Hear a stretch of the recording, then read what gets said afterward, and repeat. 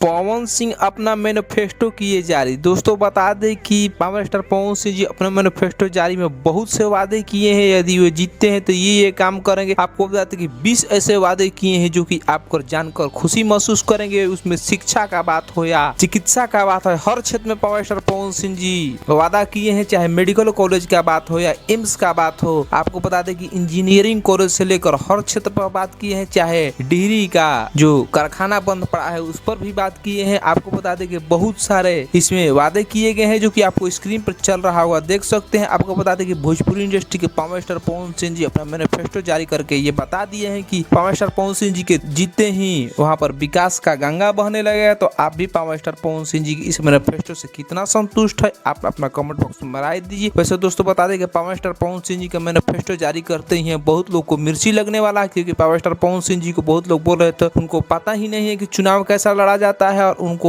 ये सब कैसे पता चलेगा कि क्या करना है। Power star Pawan Singh ji manifesto जारी करके ये साबित कर दिए कि पावर स्टार पवन सिंह जी बहुत ही विकास करने वाले हैं। पवन सिंह जी के मैनिफेस्टो से आप कितना संतुष्ट है, अपना प्रतिक्रिया दीजिए कमेंट बॉक्स में। मिलते हैं अगले वीडियो में, धन्यवाद।